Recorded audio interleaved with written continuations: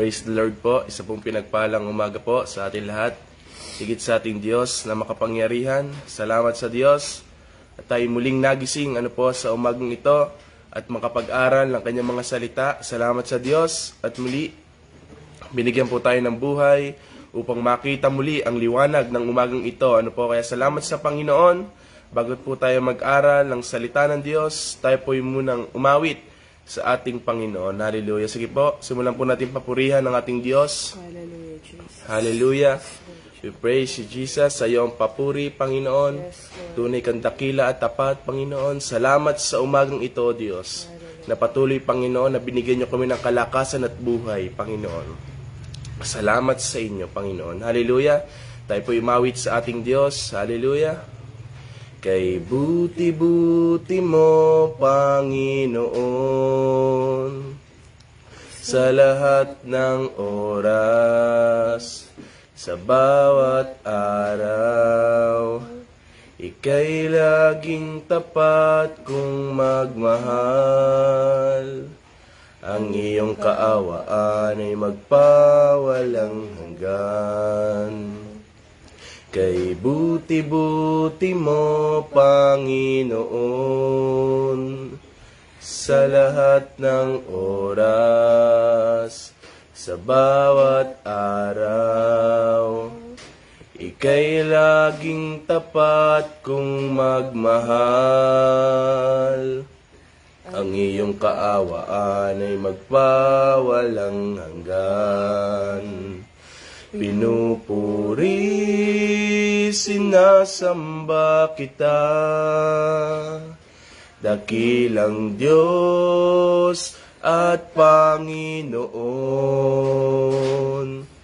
Tunay ngang ika'y walang katulad, tunay ngang ika'y di nagbabago. Mabuti ang Diyos na sa akin nagmamahal.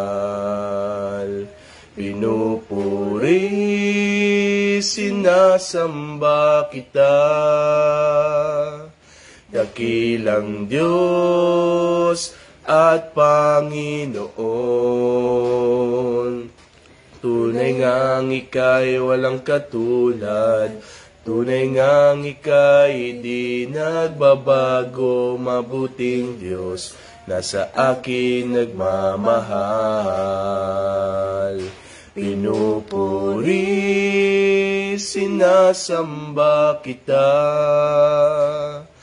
dakilang Diyos at Panginoon. Tunay ngang ika'y walang katulad, tunay ngang ika'y di nagbabago. Mabuting Diyos na sa akin nagmamahal. Mabuting Diyos na sa akin nagmamahal. Mabuting Diyos na sa akin nagmamahal. Yes, Lord. Hallelujah. We praise you, Jesus. Salamat sa inyo, Panginoon. Tunay kang tapat, mabuti, magpakailanman, Panginoon. Tunay kang mabuti sa aming mga buhay, O Diyos. Hallelujah. Sa umagang ito, Panginoon, patuloy kami lumalapit sa inyo, Panginoon. Humihingi ng kapatawaran sa aming mga nagagawang kasalanan, O Diyos. Patuloy niyo kami linisin, Panginoon. Anumang uri ng kasalanan na nagawa namin, Panginoon. Hallelujah. Patawaran niyo nga po kami, Panginoon, para kami maging karapat-dapat sa umagang ito, O Diyos. Sa pakikinig namin ng inyong salita, Panginoon, patuloy niyo buksan ang aming mga puso, ang aming mga isip, O Diyos, upang maunawaan palagi ang inyong mga salita, Panginoon.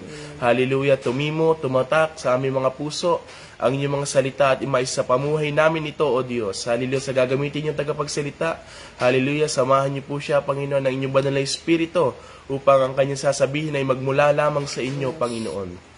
Kaya salamat, O Diyos, patuloy na pagpapalang, maranasan, Panginoon, ng tagapagsalita at patuloy, Panginoon, samahan niyo siya ng inyong banal na Espiritu. Salamat, Ama, tunay kang tapat at mabuti magpakailanman. Ito ang aming samot panalangin sa pangalan ng Panginoong Hesus. Amen.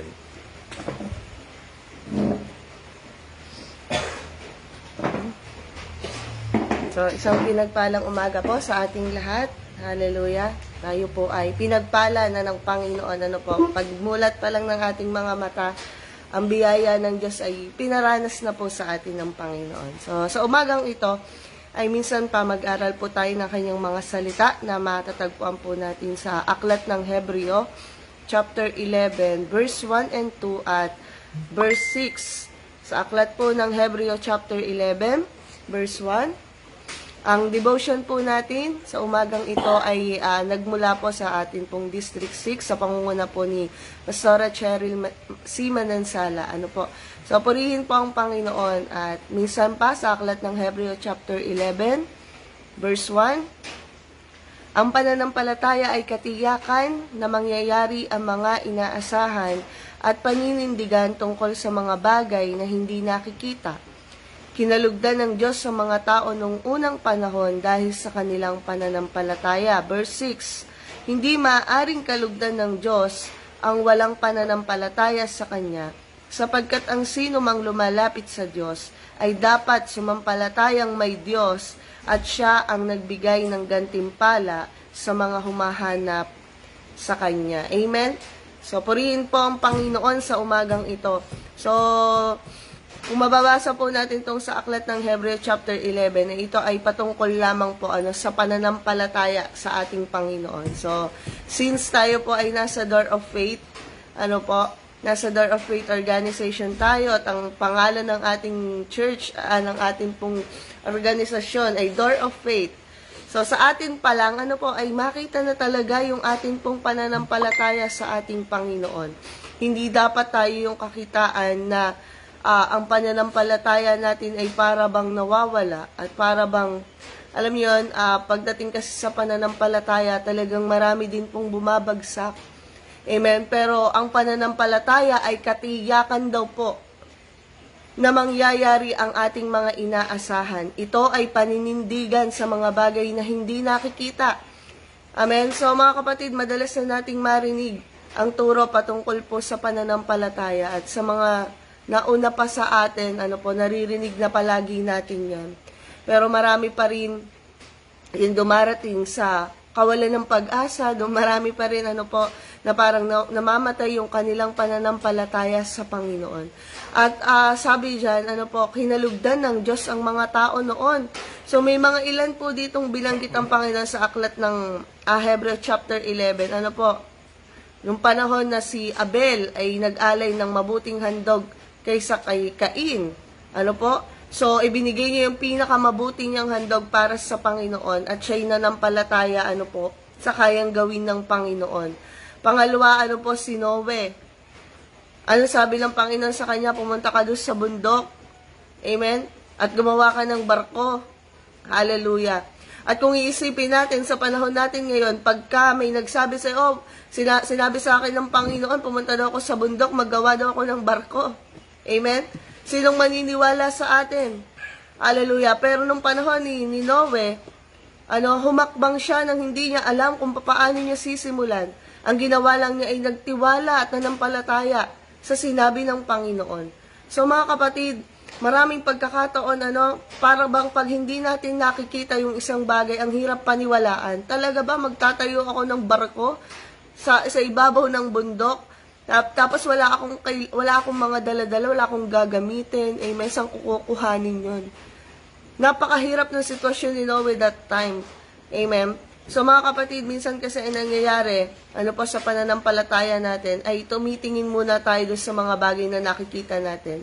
Parang lang yan yung mga naririnig nating example, kapag ba may nakita ka na nagtitinda ng glutathione, ng pampaputi, tapos maitim yung nagtitinda, maniniwala ka ba na pampaputi yung kanyang binebenta? O kapag ka ang nagtitinda ay pampalago daw po ng buhok, tapos kalbo naman yung nagtitinda.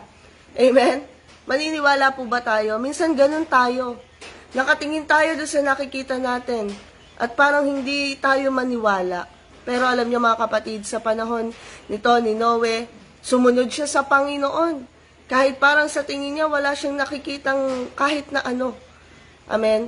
Mga kapatid, hallelujah. Kay Abraham, ang sabi ng Panginoon dyan, sa verse 8, pumunta ka doon sa sa lupaing ipinangako ko sa'yo. Amen? at humakbang si Abraham. Alam niyo mga kapatid, sa pagsunod niya, maraming ginawa ang Panginoon. Amen? Pinagpala ng Diyos si Abraham. Siya ay naging ama, ng maraming bansa. At siya po ay nagkaroon, dahil siya ay matanda na, alam naman na natin yung kwentong ito, biniyayaan pa rin siya ng Diyos dahil yon sa pagsunod at pananampalataya niya sa Panginoon. May mga pagkakataon mga kapatid, meron tayong pinagpe-praise sa Lord at may pinapagawa sa atin ng Panginoon, kailangan manampalataya tayo. Minsan di ba po, ang hirap talaga. Talaga ba Lord, ito po ba talaga yung pinagagawa nyo? Pero doon sa mga nauna sa atin na mga mananampalataya, ay ginawa nila yung pinakamabuti nila. Dumating pa nga sa panahon, si Abraham sinubok pa ng Diyos. Oo, binigyan nga siya ng anak. Sa tagal ng panahon, di siya magkaanak kay Sarah. At nung magkaanak naman, ang sabi ng Panginoon, kailangan ihandog yung kanyang anak na sa Isaac. At purihin ng Panginoon, walang agam-agam. Ginawa pa rin yun ni Abraham kasi alam niya na mula sa Diyos kung bakit nangyari sa kanya. Dapat alam natin mga kapatid, na sa bawat nangyayari sa buhay natin, inaalaw ng Lord lahat ng mga bagay. At alam niya yung mga mangyayari. Kaya tayo, mananampalataya lang tayo dun sa talagang gustong ipagawa sa atin ng Panginoon. Mga kapatid, paano ba tayo lalakad sa pananampalataya natin? Ang sabi dyan sa verse 6, hindi maaaring kalugdan ng Diyos ang walang pananampalataya sa Kanya, sapagkat ang sino mang lumalapit sa Diyos ay dapat sumampalatayang may Diyos, at Siya ay nagbibigay ng gantimpala sa mga humahanap sa Kanya. Amen? Ang sabi diyan, ipinapaalala sa atin na hanapin ang Diyos. Amen? Hahanapin mo yung Diyos na namamahala sa buhay mo. Hahanapin mo yung Panginoon na nagbibigay ng gantimpala sa buhay mo. Amen? Minsan, may mga pagkakataon nalilimutan nating hanapin ng Panginoon at umaasa tayo sa sarili nating kakayanan. Di ba po? At talagang nangyayari yon. May mga pagkakataon na pagka hindi nangyari yung pinagpe-pray natin, tayo na yung gumagawa ng way natin. Amen? Na parang nawawalan ka na ng tiwala sa kayang gawin ng Panginoon. Bakit ba kailangang hanapin natin ang Diyos upang mapaluguran ang Panginoon? Alam niyo, sa paghanap natin sa Diyos, siya yung unang-unang mapapaluguran. Kapag nanalangin ka, hindi dapat tayo basta nagsasalita lang. Alam niyo, yung nagpe-pray tayo, nagsasalita lang tayo dire-diretso. Dapat nakikipag-usap tayo. Nakikipag-usap tayo sa Panginoon. Di ba po? Alam niyo po ba yung nananalangin ka by faith mo sa Panginoon? Tapos nandun yung, alam mo yun, wag naman po natin hanapin na verbal magsasalita sa atin ng Diyos. Pero, alam mo yun, ang sarap sa pakiramdam na habang nagpe-pray ka, parang, alam mo yun, nakikipag-usap ka sa Diyos. Hindi yung basta lang tayo sabi, Panginoon, ito yung ganito, ito yung prayer ko, ito yung gusto kong mangyari, ito, Panginoon, yung dapat mangyari. Yun? Alam niyo po yun? Masarap sa isang kwentuhan na nakikipag-usap ka. Kasi pag ikaw lang yung salita ng salita, di ba? Minsan na yung kausap mo. Pero kapag kayo ay nag-uusap, alam niyo yun, mas lalo mong napapakinggan, mas lalo kayo nagkakaroon ng intimate relationship. Alam niyo yun, at ganun tayo sa Panginoon. Dapat nananalangin tayo ng hindi basta lang tayo salita ng salita, kundi nakikipag-usap tayo sa isang Diyos, na nakikinig at tumutugon. Naniniwala po ba kayo doon? Sa pananampalataya natin, nandiyan ang Panginoon handang makinig. Alin yan? Handang makinig ang Panginoon sa atin. At siya ay tumutugon. Tiyak yon. Alam niyo yan mga kapatid, hindi man ngayon, bukas, amen, o taon man, pero tumutugon pa rin po ang Panginoon. Oo man yan, hindi man yan, o maghintay man tayo, tumutugon pa rin ang Diyos sa bawat prayers po natin. At kung tayo ay mananampalataya sa Panginoon. Alam niyo po, meron nga pong kwento dito sa aklat ng Mateo chapter 8, yung pagpapagaling sa katulong ng Kapitang Romano. Diba? Pumunta yung Kapitang Romano at sabi dun sa Panginoong Jesus, ay yung kanyang katulong ay paralisado at nakaratay. Sabi ng Panginoon sa kanya, sige, pupuntahan ko siya sa bahay mo. At siya ay pagagalingin. Pero anong sabi ng kapitan? Sabihin lamang po ninyo at gagaling ang aking katulong. Gaanong pananampalataya yon? Ano po? Meron pa po ba sa atin ngayon na, Panginoon, sabihin mo lang. Amen? At nananampalataya na po ako. Amen? Hallelujah. At pagkatapos noon, mga kapatid, dahil sa pananampalataya nung kapitan na yon, gumaling nga. Amen? Alam niyo yun, hahanga ka sa mga pananampalataya, lalo sa atin. Ano po tayo, door of faith, lumalakad talaga tayo sa pananampalataya. Alam mo yon, yung sa paglilingkod mo, dadalhin ka dun sa lugar na wala kang kakilala, madidestino ka dun sa lugar na parang wala kang nakikita. Amen? Pero habang umaandar ang panahon, yung araw, makikita natin kung paano kumikilos ang Diyos. At minsan alam niyo yun, marami na tayong mga naririnig na mga patotoo, na mga lingkod ng Diyos, na mas mahihirap pa yung mga pinagdaanan sa atin, pero pinagtatagumpay ng Panginoon. Di ganun din po tayo. Lalo ako po ay bata pa din naman sa akin pong paglilingkod. Pero ipinapakita ng Diyos na every time na nananampalataya ka sa Kanya, hindi pwedeng hindi tutugon ang Panginoon. Kasi bakit? Nakikinig sa'yo ang Diyos.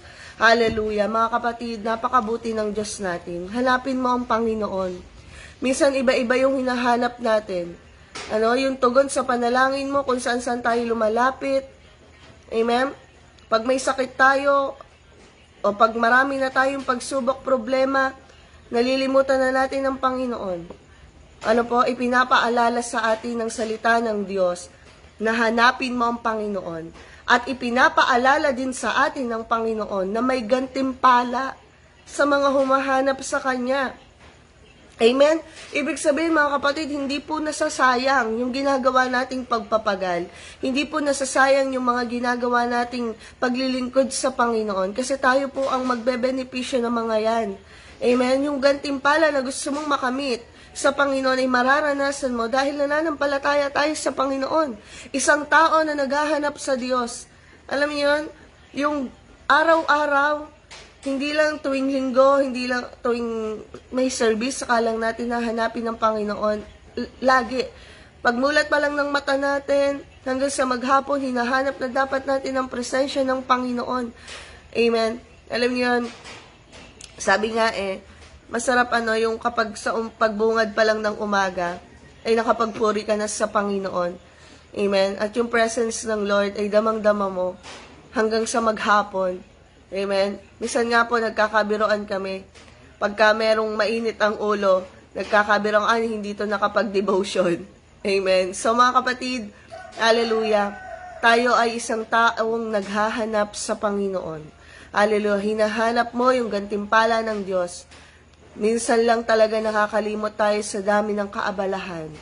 So huwag nawang mangyari tayo ng mga mananampalataya ng Panginoon ay maipagpalit yung pananampalataya mo dahil lang sa dami ng ginagawa mo sa mundong ito. Dahil mas busy tayo sa labas. Amen. At nadadala tayo ng mundong ito. So mga kapatid, dapat maniwala tayo na ang Diyos ay tumutugon at nakikinig sa'yo.